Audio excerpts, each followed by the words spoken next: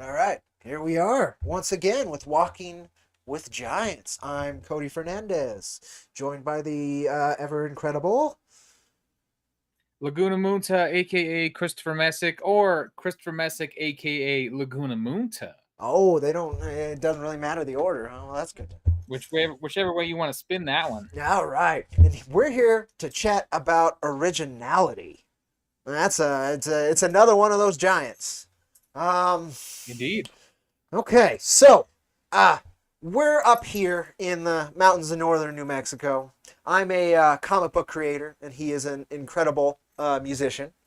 And I'm sure both of us have some experience with this topic. I think it's kind of part of the artistic pursuit in general, in my opinion. Yeah, most certainly.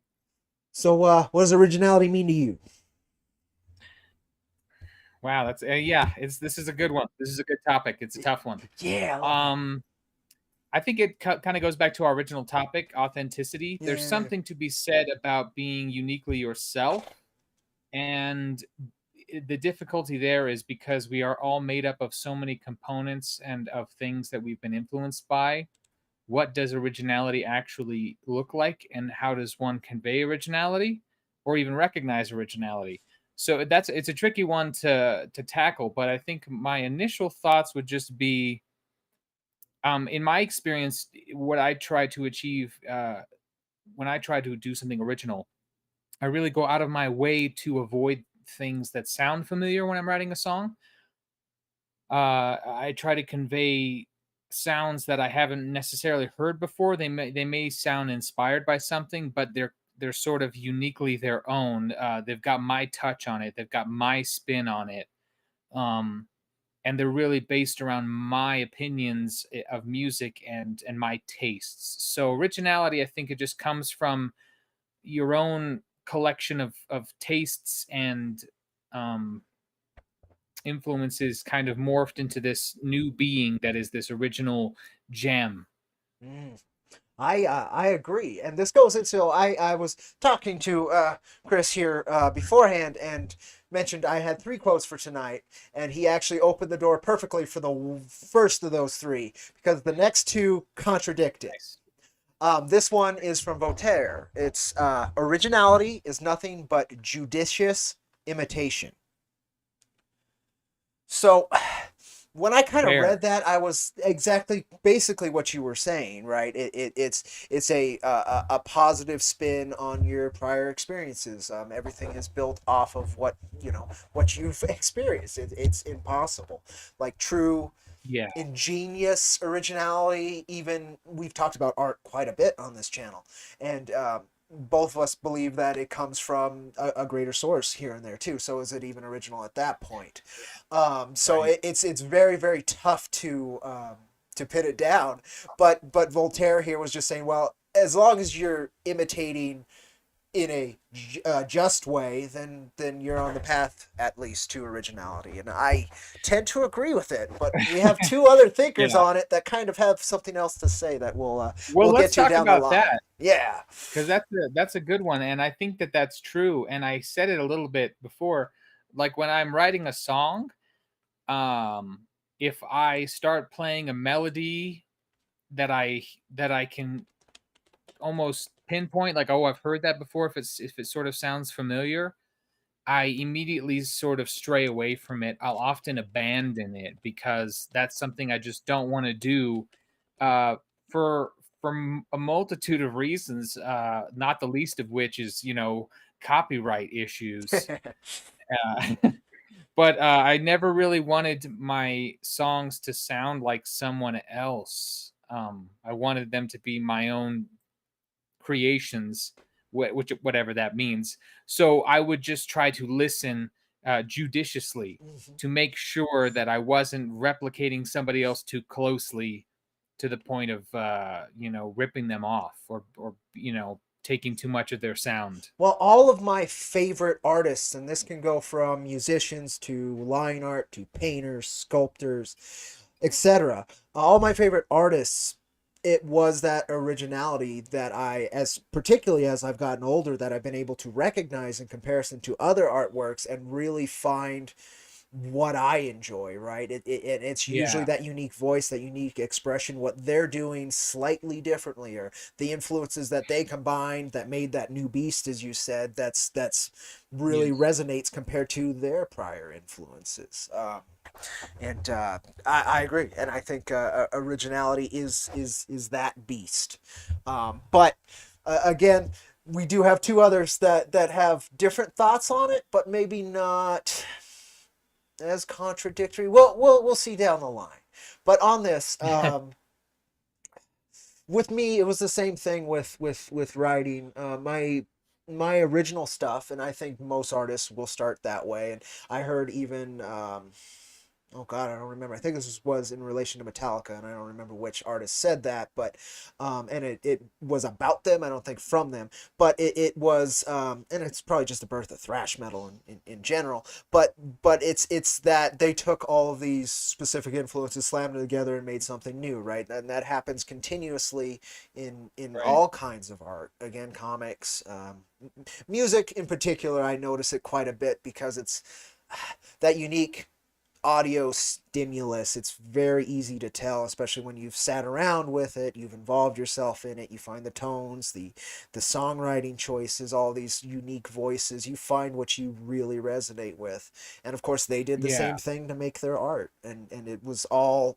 And what they found, those folks did the same thing, and it just kind of grew and evolved. That originality wasn't just birthed out of the ether. In most cases, I would assume, again, I want to leave it open to something just magically happen, and that completely, changed it. But we use tools that have been used by other people. It's very difficult to track down pure originality. Yeah, like so many of my guitar licks that I play were directly taken or inspired by guitarists that I admire. The difference being is that I don't have the same hands as them and I don't have the same ears as them, so my take on that lick is gonna come across differently. And if you take, if there's a bunch of great recipes and you take one ingredient from all of them and kind of create your own recipe, it's going to be its own dish, but you might recognize flavors from previous dishes that you've enjoyed. And Mm. I think that's the real trick is you still have to have your own touch. The imitators are just that, imitators, the people who dress like Elvis and go to conventions and imitate. That's out of love for that person or that idol, that imagery. But to be, yeah, obviously they were inspired by them to a great degree to actually want to imitate them and embody them. Whereas in our cases, it's more of these little samples that we've taken from these artists that we've enjoyed, but our own spin on them, our own concoction of different ingredients is what makes it interesting, and that's what makes it different. So if you still have to bring something to the table, because if you don't, there's no originality. Then it's just imitation. So there has to be that. What's the term for it? Is that that's that unknown ingredient, that unseen ingredient that you Mm. can't account for. I Uh, can't think of the term for it. oh God, it's French. I don't know what is what it translates to. A Uh, certain, I don't know. Oh, the je ne sais quoi. there you go. Thank you. Yes. What the French call a certain, I I don't don't know know what. what. Exactly. That's how I remember that too. But yeah, no, and so here's kind of a question from so there's within music and particularly for you. So there's a question for kind of towards your experience in creating. You two of the instruments you use. One, of course, is the guitar, and the other is your voice. And I Yeah. find the most I was trying to trace it back to what's a very original tool, and that's what got me thinking about the voice. That's the one that you can't do much except for learn technique, right?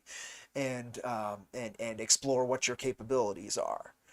Do you Mhm. find it easier to be original with your voice or to be original with your guitar? Good question. Yeah, It's just it was kicking in the back, and I can't answer that from my own thoughts. So just I think curious. it's easier to be original from the guitar Mm.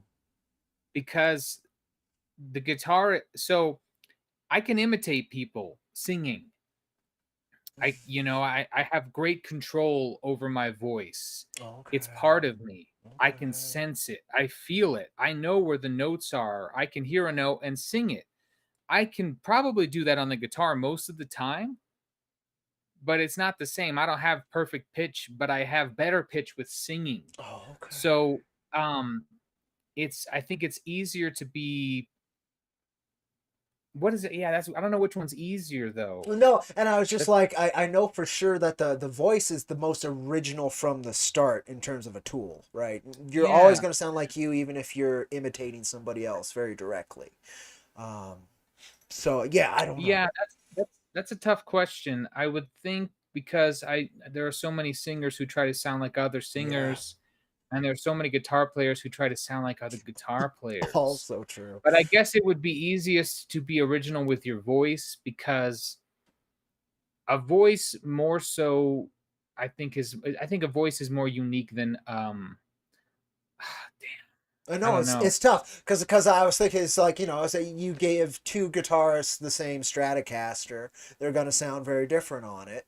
Now you take two vocalists and give them the same thing, they're gonna sound very different. Um, but Yeah, I think yeah, it's different, and this is the thing. You can recognize singers by their voice, yeah, obviously, and then you can recognize guitar players by their style, their Anto, tone, yeah, that sort of thing. So I don't know if one's easier. I think it depends on your skill, yeah, that makes uh, sense. and also your ear for hearing the differences and noticing. Like we get so used to human voices. If I hear you talking across the room, I'm like, oh, Cody's here. Yeah. You know, but not everybody. Like I was watching Wag the Dog, and I heard the guitar playing on the soundtrack, and I'm like, that's Mark Knopfler. Yeah, I knew it I've right pulled that away. stuff before too. I have a bunch of songs on my playlist that are just from random artists that I ended up just getting a hold of, and then I'll just be like, Uh oh, huh. uh, for once, right, I'll have Hendrix and Stevie Ray Vaughan, and Right. it's like, oh, which Voodoo Child is this? And it just took me a second. It's like, oh, that's Vaughn. There was no question Right. to it, just because of the Right. swagger. But it's the same thing. They're just And that some originality of how they approached it was incredible. right, and some guitar players have cultivated a tone that is Yeah. so distinguishable among I shame on me for not knowing his name offhand. But the guitar player from Boston, Oh, okay. instantly recognizable tone. That's true. Dimebag Darrell, Oh my God, instantly yeah. recognizable Yeah. tone. Zach Wilde does the Uh, same thing, but right. So I yeah. think so. Which one is it easier to be original with? I Easier, don't I don't know. know. I I don't guess think it's the one one you is work on, easier than right? the other. Yeah. I don't think yeah, and I don't think one's easier than the other. Again, yeah, I think it's whichever skills you cultivate are going to be because over the years I've developed a guitar tone. Yeah. Other people can buy the same amp and pedals I use, but they're not going to dial it in the same way I would. They're not going to, just like I could probably have learned a few different ways to sing. Like we learn to Yeah. speak, we use our voice in a particular way. I could probably sound differently if I learned to speak in a different manner. So just the way I learned to sing really created that voice, and the way my ear dictated what I thought sounded good on guitar dictated the tone. So I can't say one is easier than the other, but it's an interesting question. Yeah, I was just it's not an experience I have with two so interconnected disciplines, and particularly it would almost be the same as, is it more easier to be more original in your songwriting than it is to be original in your guitar playing, right? It's all of those facets are important. They combine into something even more so, greater than the sum of its parts, right? Exactly, yeah. And that's the beast. That's what you're going for. So we're gonna go to this Tesla quote now, because we've talked a lot about like influences and that evolution and stuff. And Tesla, famous recluse, originality thrives in seclusion, free of outside influences. Mm.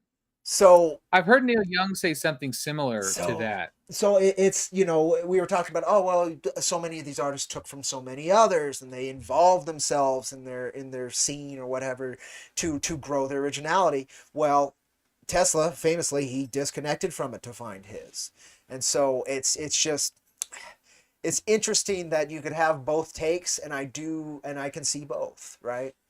Um, Yeah, well, it's both will work. It's yeah. going to affect the outcome. You know, what you create in solitude is going to be different than what you would create if you were social and around people and around influences often. Art can come out of solitude for sure. And you don't always need external forces to inspire you. They might, well, this is the thing. It might just be, it could be something totally offhand that happens, and the way you interpret it, the way it inspires you could be totally different. Like you see a guy riding a bike, and then you think, you extrapolate that into some strange thing that you remember from your childhood when you were riding a bike, and then the person who was there, and then what they were wearing, and then like, oh, that smell, and then you write a song about that cologne because you saw a guy on a bicycle. Oh, yeah, and it's the same as the famous, They're not directly connected. basically myth of the apple falling on Newton's head, right? Um, that bit where by himself under a tree, suddenly, boom, it wasn't from. Right, literally struck. Yes. And so that's that bit. And of course Tesla, again, famous recluse and just kind of, original mad scientist.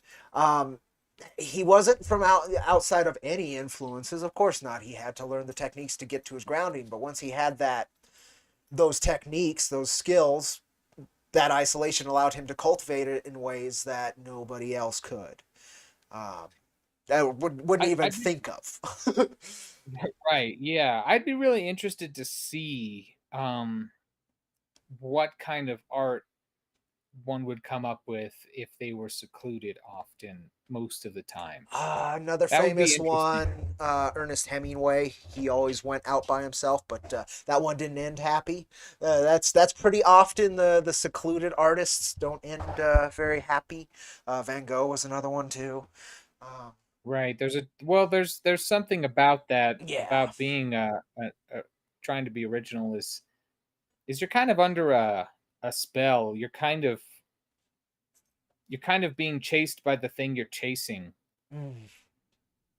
Y- You know what I Yeah, mean? I don't know if yeah. you felt this way, but I have certainly felt this way, where it's at times you're the predator and the prey. The art being the pursuit, the completion of that art is what you're chasing. And then sometimes when you're chasing it, you can see it in front of you, and you look behind you, and there it is gaining on you. That's how it feels. So I think that's the danger of going into seclusion, I suppose, if you're an artist and getting totally captivated and wrapped up in it, is is you could lose yourself to it. Yep. And a lot of people, they're built to lose themselves into something. Some people can find the right coping mechanisms, and some folks have more difficulty. But luckily, we're talking about the good that could come out of either of those situations, which is their originality, their voice that got shared across time. That's any art is Yeah. a message across time. And art science. Sometimes science is more art than science. But A lot of people don't get that. but the that's the bit, and so it's I think it's a I would say originality is an inevitability of the human condition because we are us and only Yeah, us, we're and we'll. each we're each unique unto ourselves. Exactly, and you just have to be brave enough to express that, and then you have something original. Usually, I would assume. Uh, Different kinds Yeah, of expressions tend to fall into group expressions, but nonetheless, I still think it's an inevitability. right. Well, and I think that's a good point to discuss on originality is honesty. Mm, Because I mean, it's not going to make you automatically original. You could have the same opinions or thoughts on something that someone else does, but it certainly puts you in a better spot for that if you can actually be honest and convey the thoughts that you're having, and and be truthful about it, and not just go along and do what you need to do to make a hit, or get seen, Ah, actually say something that you really feel you need to say. I think absolutely. that's a big important part of originality. I agree, and so did Herman Melville. So the last quote I had was, "It is better to fail in originality than to succeed in imitation." Oh yeah, I cannot agree with that anymore. That's Yes, I think the attempt is so very much worth it. Even if, again, you maybe you thought you're being original, and then you discover, oh, somebody already did something that sounds just like that. As long as you're being honest to yourself, that revelation of it being already this may inspire something truly original down the road. But you're on the right path as long as you're focusing that instead of, I want to sound like this and I'm going to be this again and again. yeah, Um, yeah, and this is a great quote. I can, if I can remember it off the top of my oh, head, it's from a great, it's a hilarious movie. Not I don't think intentionally hilarious. oh, Called White Hunter Black Heart with okay. Clint Eastwood, and he's playing a facsimile of John Huston, the father of Angelica Houston. He was a director, actor, this sort of Oh, okay. thing. Okay. And in the scene, this John Huston character played by Clint Eastwood, he's speaking to his scriptwriter. They're gonna start filming The African Queen, and the scriptwriter's complaining about the ending. He's like, "Well, I don't like your ending, John. You blow up the ship and everybody dies." It's like people don't like those kind of endings. And John says to him, he says, "Well, first thing you got to know, kid, is in order to make a great picture, you must forget that anyone's ever going to see it. You can't let 10,000 or 10 million popcorn eaters pull you this way and that way." And so I think that's a great quote about not playing to the crowd and not just playing to please and not just trying to make something that people will like, kill everybody at the end of the movie, blow up the boat, after all the crap these people have been through, they should just die. Sure, it doesn't always have to be a happy ending. You're not trying to please the audience. You're trying to I don't know, move them, I guess, Yeah. do something original, be truthful, be honest about it. So that's a great thought. I think a good meditation is just try to forget people are going to see what you're going to make, because really, if you satisfy other people and not yourself, it's going to cost you in the long run. Yeah, and even the, again, yeah, I mean that's when you're really selling out, quote unquote. You can sell out by being you and being original and making a bunch of money, but to me, it's when you start chasing something that's not, again, to go back to our first, not authentic to you. That's not Yeah, of a true soulful pursuit. And I think, particularly in film these days, there is a Hollywood film, and so we'll go with that in particular because I don't want to discredit indie artists. I'm a big fan, um, but right. is that's exactly what they're doing? Is they're chasing numbers, and they're no Yeah, longer chasing that idea of, well, we put them all through this, and I don't want to give them a smoozy happy ending. I'm gonna blow them all up. Like yeah, we don't get that. We get, well, here's this and this that's sold to this crowd. Did it pass the focus group? Okay. Oh, they didn't like yeah, this. Oh, well, I liked it. Yeah. Well, you're fired. yeah. It's no Well, longer that, and then they release and yeah, they committees fall. Yeah, will kill exactly. art. Yep. It's Yeah, collaborations can make amazing things. Committees not so much, because usually they're not built of the creative team. They're built of the folks who gave them the money to do that. Uh, yeah, and you need those people, yes. but I don't think the artists tell investors how to stack cash. It's true. It's true. But there's always those original investors too, who are just like, I like you, and here's a bunch of money. It happens Yeah, much like less, but it does happen. like George Harrison Oh, there back you in the go. day, he really Yes. helped to fund. I can't remember the name of the company, but it's the Monty Python guys, Yes. Handmade Films, I believe. There. Yep. He helped to fund a lot of their films because he liked what they were doing and he just wanted to see it happen. Exactly, and they were talk about an original set of artists there as well. The folks Yeah, doing Monty Python. My God, never been anything like them either. There have been never will imitators. be. That's Yeah. the one too, and you know, there's been quite a few that have they'll find a formula and they'll try it. And sometimes you'll get like you know, you'll get the chocolate to your vanilla. It's very similar. It's all ice cream, but you know, it's different. But and sometimes that'll work out. You'll inspire again. The Simpsons most imitated, very few successes, and even the successes kind of are middling. And even it itself is a zombie imitating itself by this Yeah, point. that's true. That's true. Yeah. But I mean, it happens at any time. Again, the money chases money, right? And especially when something comes out of nowhere, something truly original, something that resonates, there will be many who think that, oh, that's Star my golden Wars. ticket. Oh my God, Star Wars. Even George Lucas didn't think that was going to be anything, and boom, Yeah, and how many terrible generation knockoffs defining. of Star Wars are there? Just countless. Yes, yes. And then there's some good ones. So Then you that's get your something. Spaceballs. There's so there's something that's interesting. So the most original ideas become the most replicated ideas, Often, yes. arguably. And so then they kind of I don't think it dilutes the original, especially in Star Wars case, because like all these like Battle Beyond the Stars and these sort of things, they don't compare to Star Wars, and they don't diminish it in any way. So that's just interesting thought about something so huge and original, and then it changes the landscape, and everybody tries to imitate it.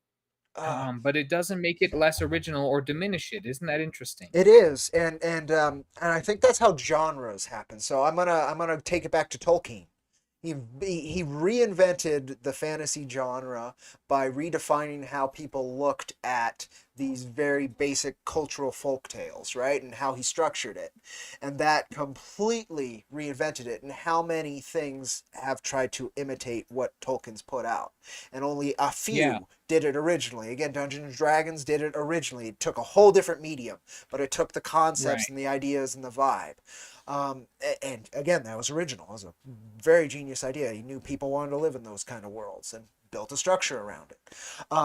But that was one of them. And I know he was around the same time as Frank Herbert and Dune, and he particularly didn't like what happened in Dune because it was the antithesis of what he tried to do with Lord of the Rings in particular, raising a good Well, the only king and all of these good I read things. about I read about that, and Oh he yeah, I guess the only thing it was in a letter to a colleague of his, yeah, and the only thing he said was that he just I can't remember. It was just strong words about how he really just didn't like it, yeah. and basically he said since Herbert was working at the same time, he was basically not a colleague but a peer. Yes. He's like, I really shouldn't say anything else. Yeah. But yeah, just really didn't like it, which I thought was interesting. And I think what it's been extrapolated to is because you compare Aragorn's rise and what happens there to, oh God, main character of Dune, Paul Atreides. to Atreides, and it's antithesis. One's given all this Right. power, Well, and then it doesn't quite corrupt him, but it goes very wrong. The other is held up and is well, this beautiful thing, and all these. yeah, Yeah, well, and that's the it's difference. a Is happy that's more ending. of a that's a King Arthur type Yes. story, whereas Herbert's idea was it was a caution against this Messiah Yes, type. You exactly. know, Which Aragorn could easily have been, but of course that wasn't how sure. it was So I built. could see why that would Yeah. totally turn Tolkien off Yeah. because he was probably reading it in his mindset, being like, Yes. "Oh yeah, this Paul Atreides guy, he's Aragorn. The Uh, king has returned. yeah. Oh wait, Exactly. Exactly. But again, it's just those kind of even those kind of storytelling. Again, Dune too. It broke open many doors to that sort of science fiction and that sort of character writing as well. Writing well, for and the think about downfall and the this: corruption. books. I don't think ever have. Uh, well, nix that. Yeah, I was like the entire romance genre. But go on. Now we're no, I was just gonna say now that we're getting a Dune, like the Dune movies, I'm Yeah. wondering Okay. because those are gonna be big, and I'm wondering how Yes. many replicants of that we're gonna see, and how many copycats of that we're gonna see. I mean, it's already happening in like the straight to DVD Hmm. stuff. You know, that always happened Oh back when I yeah. was working at the video store. Oh yeah. Disney would come out with Frozen, and Hmm. then there'd be this similar looking movie called Frozen Land. Yeah, You know, on the mockbusters is shelf. what I've heard them called, mockbusters. Um, Oh, that's a good name for it. yeah, and I forgot they did it with Iron Man as well, and it was like Gold Dude or something. I mean that just whatever. It's Perfect. like, oh, this is gonna make money. All right. Oh, Grandma will accidentally pick that up. That was a big Yeah, thing for a long totally. time. Exactly. It's the Yeah, type of stuff your grandma would bring back. that's the It's bit. exactly what it is. Oh, I heard you like the superhero movies. Yeah, no, I mean, there was another one, Pokemon. You remember that fucking craze when it busted out originally, right? It was insane. Oh, yeah. It was culture defining. And then we had Digimon, and we had Yep. so many people try to imitate it. And then recently we had a game come out called Power World that took a lot of Pokemon bits and flipped it on its head and turned it into something original. And it became one of the, I think it was the most played game on Steam on release from this tiny little indie developer. Um, There you go. and Originality. exactly, and this giant had become stale. That's the other bit. It stopped being original. It got too comfortable in its position as being basically the biggest franchise on earth. And How do you how would you solve that dilemma? Like right. let's say in 10 years Ironverse Comics is the biggest thing in comic books. There's a Jack Irons spin-off movie series. They brought John Wayne back from the dead. He's going to play him. Yeah, it's These possible no, I'm now, but kidding. let's But let's it's a let's not huge do but it's that. a huge no, literally, not just an AI, literally. Oh shit. No. Okay. No, actual necromancer? No. That's original. Right, Let's do yeah. that. Get the voodoo guy there just See? propping him up. We're writing the film. But no, how would you stop something? What I've heard a lot of people speculate and say that oh if they want to save this franchise, if this Oh, company wants to save this franchise, they should stop making movies for 10 years. So, if you were Big Chief and your shit was no. flying off the shelves and what would you do to handle that? What would you do to stop your giant from becoming stale? Well, let's I guess we walk back to Star Wars. George Lucas did take that breather, didn't he? He Uh, did. he did. Still sold toys, to be fair. He kept it alive in different mediums. And then there were smaller things that occurred, I assume. But There there was was no more like the big Ewok movies. movies and stuff, and Yeah. you know, There was the small kid. He some changed droid his market animated a stuff. little bit. Yeah, he changed his market, and but never did anything to compare to that original trilogy. Till Right. till he's like, okay, I've got my idea I want to do. Yeah. Which at the time worked out very, very well. People were so fucking stoked for it. Um, Oh yeah, it was Phantom huge. Menace, yeah, it was giant, and so that's what he did. He did take that breather. So it worked out in those terms, right? Now that we have hindsight, it's a lot of people have different. There's a lot of good. There's so much to those. There's a 12-hour documentary on just breaking down Phantom Menace from somebody. People love looking at that. But in terms of They're like controversial. yes, and in terms of doing that, I think taking your foot off the gas for a little bit and letting it coast and feeling it out isn't a bad idea. But it depends. I think there's different beasts. Like again, Pokemon, where they made most of their money is merchandising. It's never been the video games. The video games just keep it alive. So that's why they played it so safe for so long. It's like, well, this will sell and keep us selling merch. Um, Hmm. and so much so Nintendo has a whole different company called the Pokemon Company, which is relatively bigger than Nintendo. It's weird. Um, so they never took it off the brakes, nor did they take a left or right turn. They just kind of kept steaming ahead. Um, I'm trying to think of other large franchises. But what would you do if your franchise was this big juggernaut and you were concerned about this staleness on the horizon, this saturation of the market, this lack of magic, this falling off of interest? Yeah, I would probably. I mean, the first thing that came to my mind was George Lucas, right? So I'd probably pull the brakes if I could. Right. I would Make them breathe. want it. Yeah, exactly. And again, you can sell your toys or you do smaller things, but whatever the main show is at that time, say if it was the movies that were big and not really the comics, which is usually how things Mhm. go, then yeah, you don't make movies for a while, but you can keep doing the comics. You find an aspect of this IP that maybe is oversaturated is a fine word to use, and you back that up. You let people get hungry for it again, but you keep the awareness going, right? You keep some coal on the Yeah. fire, but you make them a little cold sitting around that fire, you know. And I know you've talked about this previously, and I think this is probably a good path to take for a lot of industries and a lot of uh um what do you call it? Harry Potter is a Star Wars is a Franchise, intellectual property. yes. Yeah, Either. franchise. You take Okay. these franchises. And so like for example, if you finished your Jack Irons arc that you wanted to tell, right? Yep.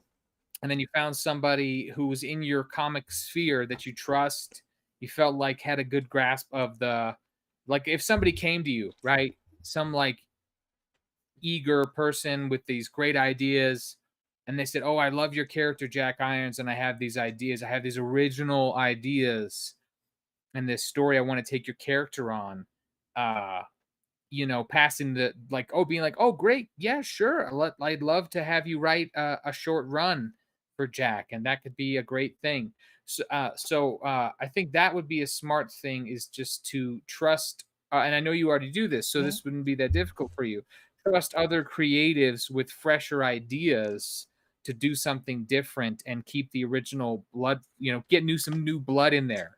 And I think, Classic. believe it or not, for all of the maybe poor choices in that new blood, I think many French that's been their go-to. We'll get younger folks in, and Yeah, eh, but they have to actually trust them and let them fulfill that's what they set one. out to And, do. and Oftentimes, it's this helicoptering. yep, that's one. And then two, the other bit is they have to understand what they're working on. A lot of times they get in new blood that's completely different that doesn't even resonate with the material, but wants to Right. make that material resonate with them. Um, Right, exactly. That's what I mean. It would have to be somebody who is passionate about the character or whatever it is, who loves it, who wants to do it justice. Who grew up. I was watching the bonus features. I got the new Conan Blu-ray oh, from Arrow Video, and one of the art designers on it, it was a story from the second Conan the Destroyer, which is not as good as the first one, no, to put it mildly. no. It's fine, but it's not great. But anyway, I guess he read the script because that everybody gets to read the script because he needs to know what he needs to design Mm. for the film. And he read the script and he was telling the story. And he said, and I rewrote the entire script. He's like, I read it and I think this is terrible. This is the worst thing I've ever read. And he rewrote the entire script. And then when he went to his first meeting with the new director, the producer, like the whole kind of big meeting, like the first meeting to kind of kick off production or pre-production, Yeah. he walked around the table and handed everybody a copy of the script he'd written. And he's or no, sorry. Before that, he walked in and he goes, "Do you smell that? What's that smell? That's terrible." He's like, "It's this script. It's the worst thing I've Oh ever seen. It no. stinks." And then he proceeds to pass out his script. And I guess, the meeting kind of started off a little bit difficult, but I guess by the end, the director wanted to fire him, Yeah. but the producer, Rafaela De Laurentiis, the famous daughter of the famous Dino De Laurentiis, Mm. and this is what she told the director. She says, "He loves Conan. He just loves Oh. Conan. He just wants it to be good. He just loves Conan." There you And go. those are the people you need, who are gonna be Yeah. like, "This sucks. This is not what it's supposed to be." Yes. Yes. No, and I 100% agree. And honestly, in the long term, depending on how long it took to get stale, right? For me, my goal still remains to just throw it to the public domain. I think there's a standard that's old people, and we can look in government, but more recently are becoming less and less uh, understanding to the passing of the torch and the letting go of power. Um, and just from that Right. bit in itself, they will drag it with them into the tomb if they could, and that's it's a terrible precedent. I think a lot of these franchises and these giant IPs and stuff, it, it's long been past time for that. Right. And when you do that, not only does it free that idea to everyone, so you will get many different takes and a ton of originality out of it, but that originality, that release, allows so much more inspiration and different takes and new things to grow in the same soil. And that just we strangle, we finally carve out a plot on this garden, and we just will fight for it until again bones and dust. And that would not be my goal. I certainly don't want to Right. be, I would like to be here when it goes to that place. Like, I'd like to see that.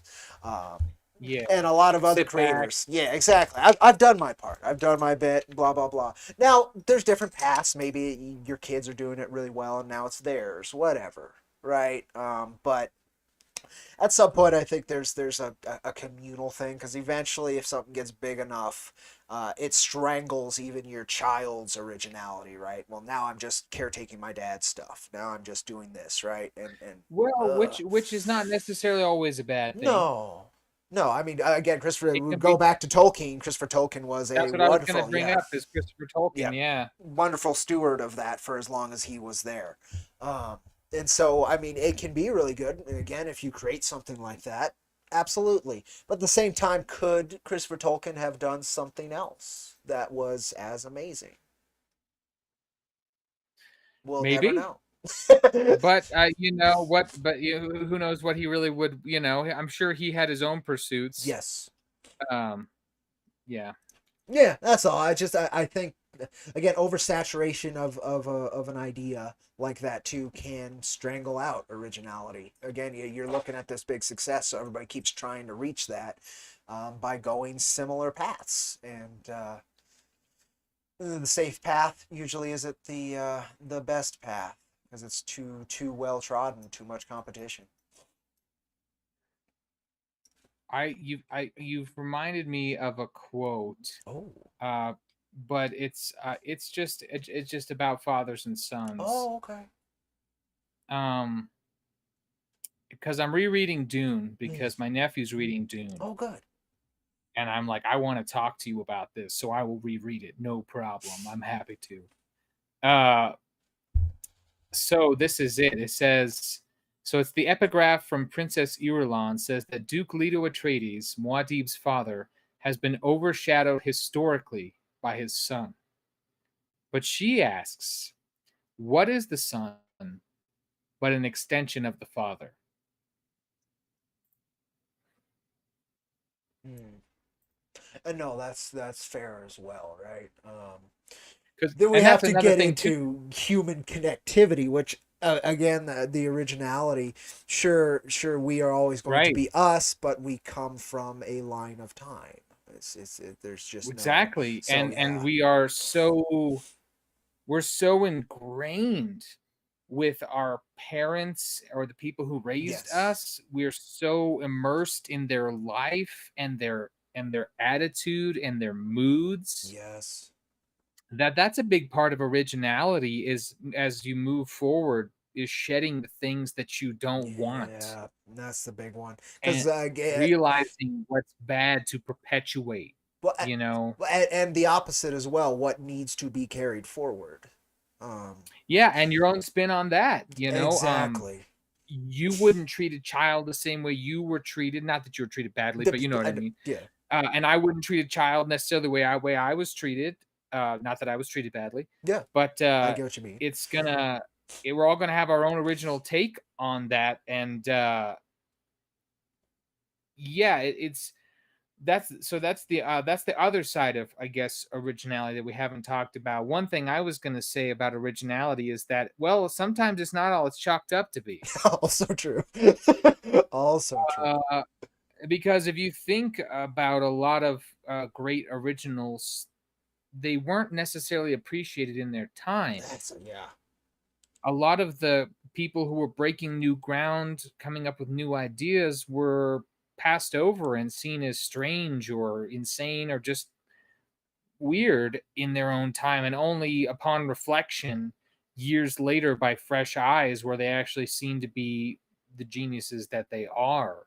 So that's the tricky thing with originality and distinctiveness, is you don't necessarily get the same attention or praise. uh if you wrote a pop hit, Yeah. that sounded like a lot of other songs, you're probably going to get some radio play. You're probably going to get some notice. People like it. Oh, this is like that. Oh, great. This is accessible to me. This is familiar to me. We're all comfortable with what's familiar.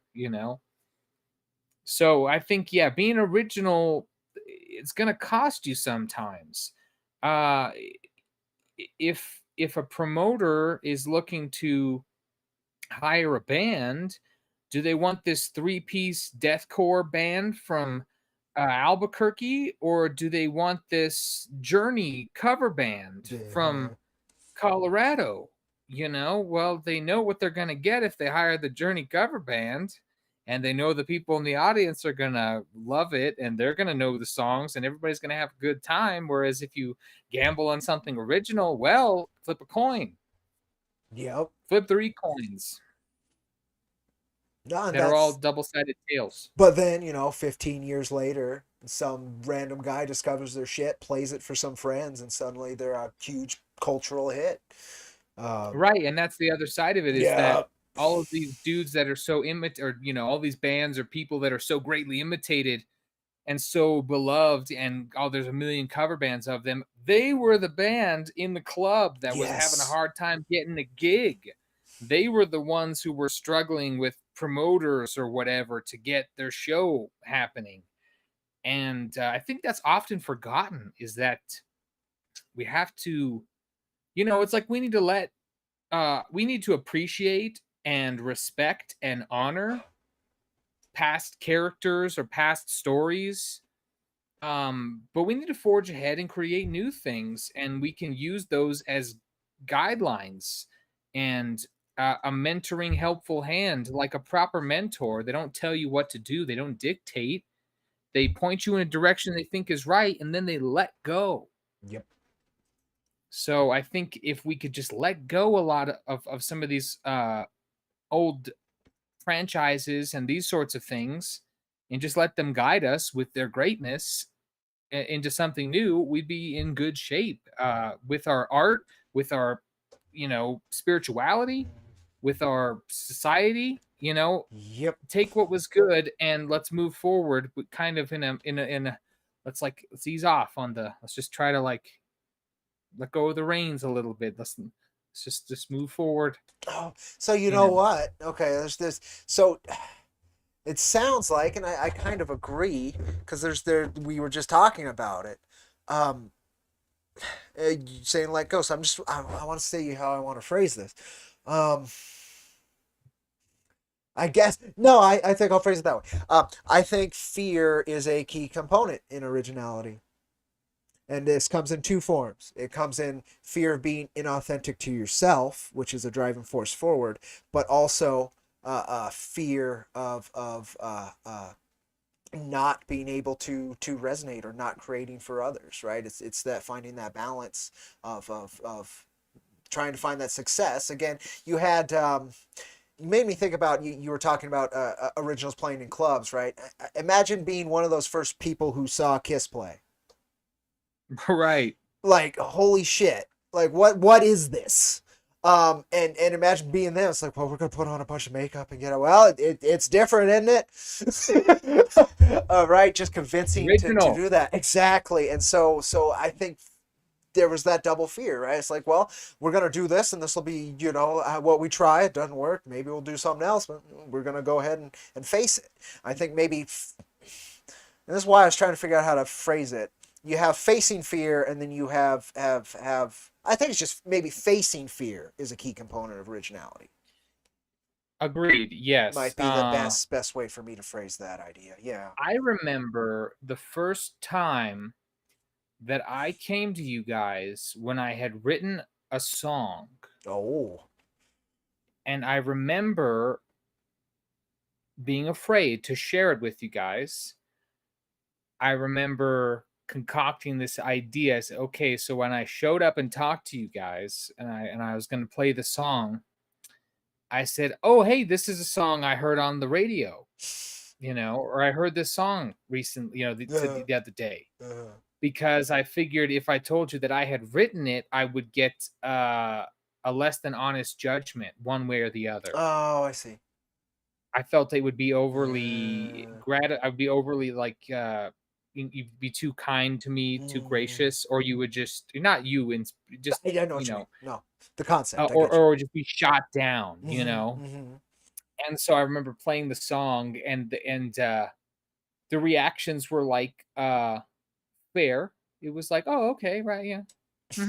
And then I was like, "Oh, well, I wrote that song." And so I understand that fear. Yeah, Uh, it's fear of the exposure of the self to others. and It's I think that's a key it's opening component up. in, I guess, in originality, but also just in art in general. Because I'm sure even if you're imitating something and you've practiced it a bunch of times, there's still going to be that fear, right? Um, Yeah. of presenting it to others. Um, but I also think that that component of being, I don't know. I guess I don't think it's quite a fear of being inauthentic, but there certainly is. For me personally, anyway, there certainly is. I the only other word that's coming to mind is worry, and I don't know if that's 100% correct either. But like, I certainly have a desire to be authentic that butts up against um, the opposite, right? The desire I know exactly to what you're saying. I know what you're yeah, saying. I do know what you're yeah. saying. I'll try to express it in my way. You tell me if this is what you're getting Okay, at. okay. So it's like this is the example I would go for because I'm writing some songs right now, and I'm writing it from a very honest place, right? And I'm writing from a place that I am just writing from a very honest place. And then if you put those songs out there, well, people are gonna. You're being very honest, so people are gonna take it one way or they're gonna take it the other. But either way, you can't take those words back. It's like when you say something in front of people. It's like if you say something, they heard it.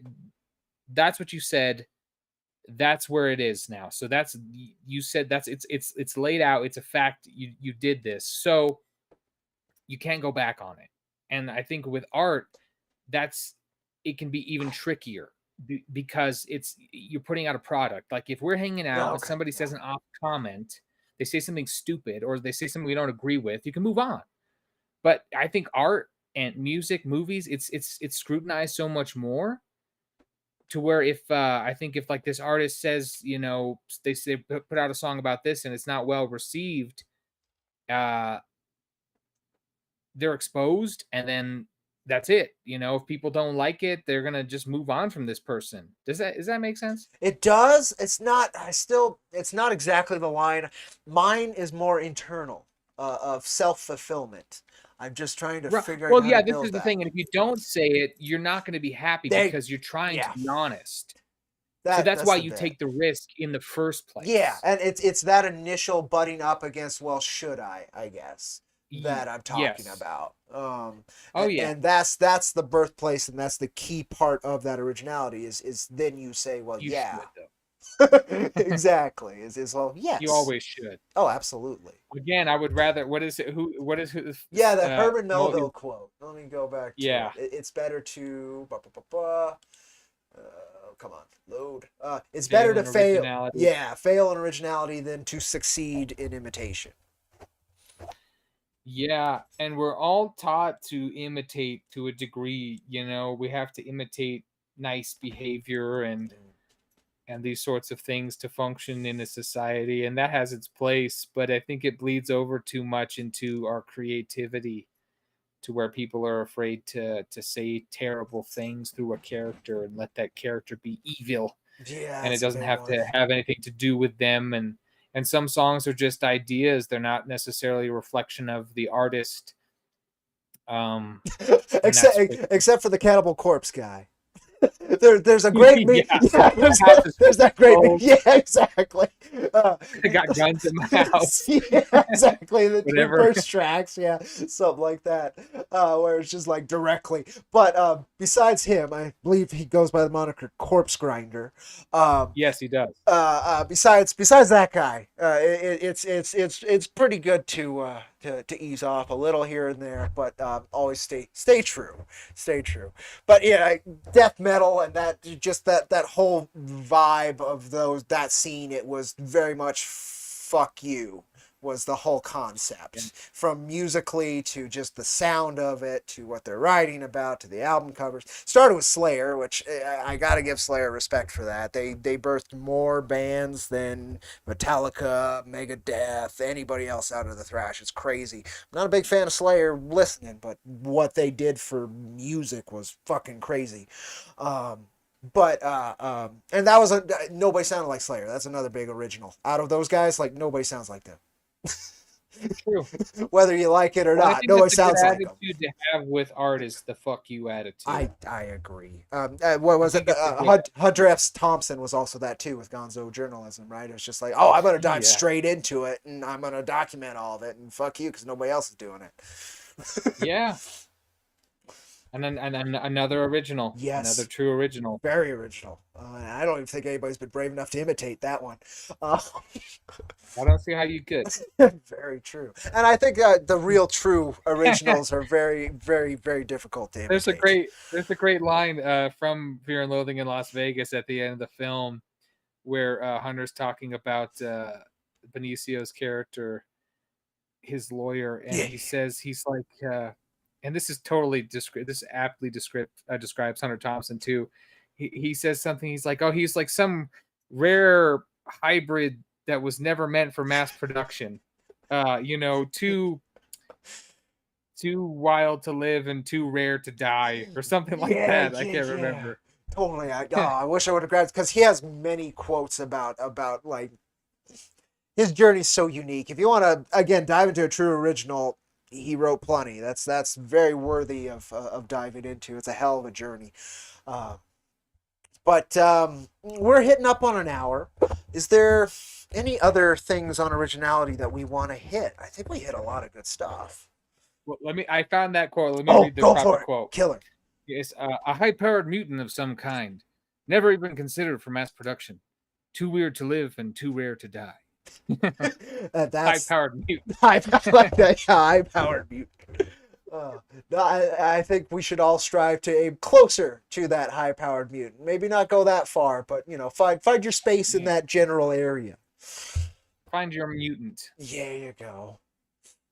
That's another set of originals. If Kirby and Stan Lee hadn't changed the comic book industry, that's a whole nother Fact. set of journeys. When you go to X-Men and just how they handled political discourse in that book and all these different things. They took a medium that had started off as just goofy, weird cartoons and turned it into something a little bit more intelligent. But Yeah. yeah, there's so many, and I can guarantee if there's an artist you really like in some form, even if it's one you don't like, but that has resonated with many people, there's something original about them. There's something unique that they found that they don't find anywhere else, and that's why they go to that. Yeah, I definitely feel that way about a lot of filmmakers Yep. and writers. There's some really special stuff out there. I guess what you know what I let's why don't we each throw out some original stuff that we really appreciate, Cody, that we Okay. can share with people. That's a good idea. Why don't you do you want me to go first or you want to go? Let's go back and forth. So I'll name something and you name something in a similar genre or medium. Let's do that. Okay, well, for sure, since we already brought it up, Go for it. and it's a big deal pop culturally right now. Definitely check out Frank Herbert's works. Read the first Dune through the fourth Dune at least. I, There's nothing like it. I'm certain I still need to pick up Dune. I recently picked up, and so oh god, what do I want to go for? You know what? Yeah, I'll go there. I was thinking of going Tolkien, which of course, if you have it, please. It's beautiful language. I love how he writes all that. But instead, I'll go with go ahead and dive down Stephen King's magnum opus, the Dark Tower series. Start with Gunslinger. There's nothing even that he wrote that's like it, and it's just it's an amazing journey. I'm immediately reminded of another author and another great series, and this is, of course, Edgar Rice Burroughs and his Princess of Mars. That's the first book in the John Carter series, originally written and published in 1912. And this is stuff that's way ahead of its time and highly original. And some of the most inspirational stories I've read are his. So read that first trilogy of the John Carter series, starting with Princess of Mars. Hmm. So I am less well novel read. So I'm gonna pivot to another true original and one that's continuously, since he passed recently, getting flack for how original and how brave they were making it. But Kentaro Miura's Berserk. If you have any interest in deep psychological exploration in the vein of Carl Jung, another true original, Berserk has just enough fantasy and just enough wonderful heart and character to it to keep you going through quite literally some of the worst you can imagine, and that's where its true strength is. And I've never come across anything like it in expressing that true survival and just living with what life is as an honest thing. It's a wonderful read.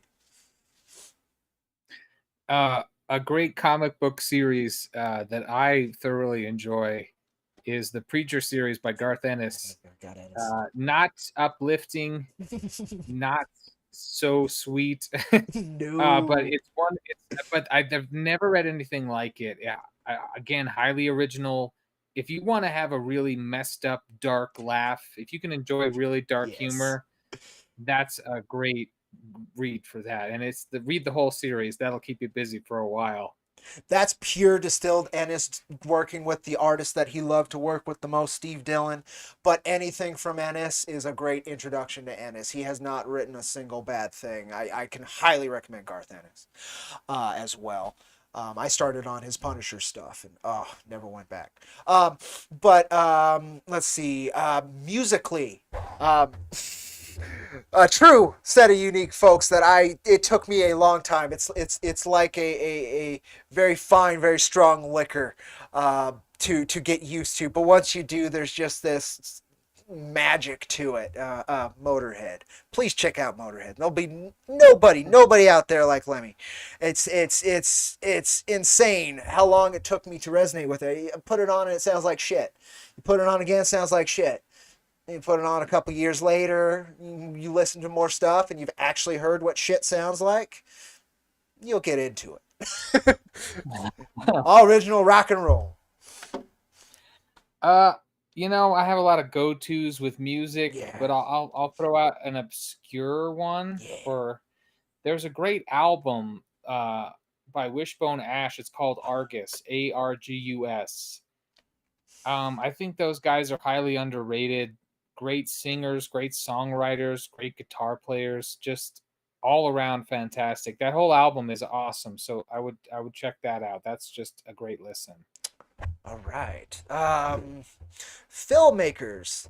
I'm God, his name is passing me by.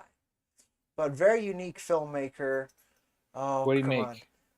make? Fantastic Mr. Fa. Wes Anderson. Thank you. Yeah.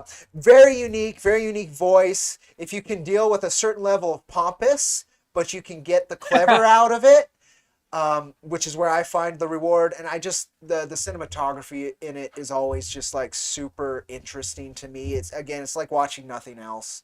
But you got to deal with that pompous.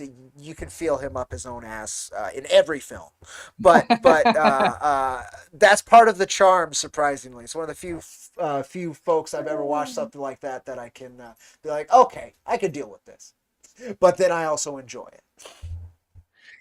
I have a few films I'm going to Yes, recommend. go for it. Two of them are by the same filmmaker, John Borman. One of them is, of course, his Excalibur, Oh which is yes. his telling of the Arthurian legend. I don't think there's been a better telling of it. I highly recommend Excalibur by John Borman. This guy, he has a strong sense of the mythic, Mm. and he respects it, and he tells this story in a very respectful way. Another is John Borman's Emerald Forest. If you are looking for a film about initiation and the path towards manhood, and again that sort of mythic journey involving a father and son, Emerald Forest is an underrated film for that. And lastly, I just rewatched this the other day twice. It was so good I had to watch it Hmm. twice. Is the 13th Warrior Oh, okay. with Antonio Banderas, and directed by John McTiernan. And if you want to see a film about camaraderie and again the sort of rituals of initiation and people of two different worlds, of two different cultures from across the world working together towards a common goal, just as human beings, and see some kick-ass sword fights in the meantime, that is just an incredible film. I think that's another highly underrated one, and its message of camaraderie is and brotherhood is fantastic. All right.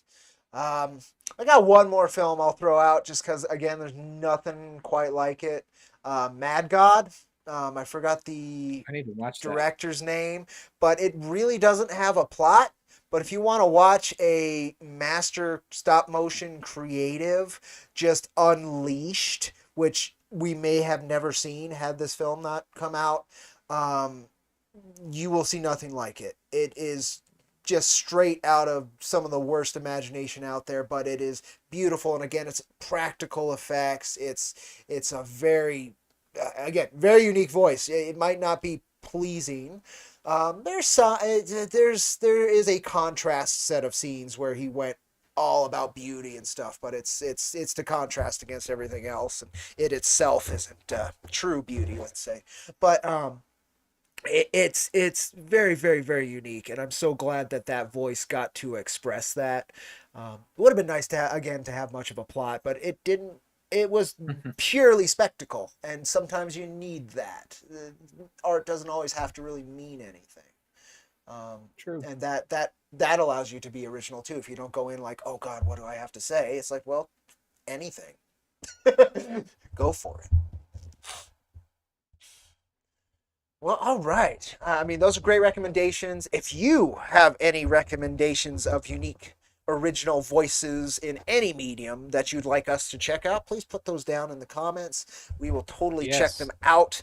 I'm just fueled by original creations. I see too much that's just very safe. I'm going to use that term as the opposite of original. But unoriginal is the opposite. But that's just too safe, and it's stale and uninteresting. And I've seen it a million Yeah. times. And there's so many things out there that I know I haven't heard every voice that would be amazing to hear. So I would be very grateful if you'd put some suggestions down below. And if you want to go that much further, like, subscribe, share all that, but also share like why you resonate with that, because it's always kind of neat to see what people got out of these unique voices as well. Yes, I look for, I never know when I'm going to discover my next favorite thing until somebody shares it with me. And this goes back to what we were discussing earlier. We're all made up of so many things that have been shared with us through our lives, and they've affected our taste. And we're still on that path forward. So share those great things that we may not have seen, and help tailor our tastes for a better creativity and a better originality in the future. Yes, yes, yes, yes. Please do. And thank you so much for joining us. Anybody who gets this far, you're a champ. We definitely want to hear from you. And yeah, thank you, thank you. I'm Cody Fernandez. I make the best of the Weird Space West. Ironverse Comics. Check out ironversecomics.com. You can check out all of our stuff that's currently available publicly is free. So if you want to hear our original voice, it's all up there, and all it will take is your time and interest, and we certainly appreciate both.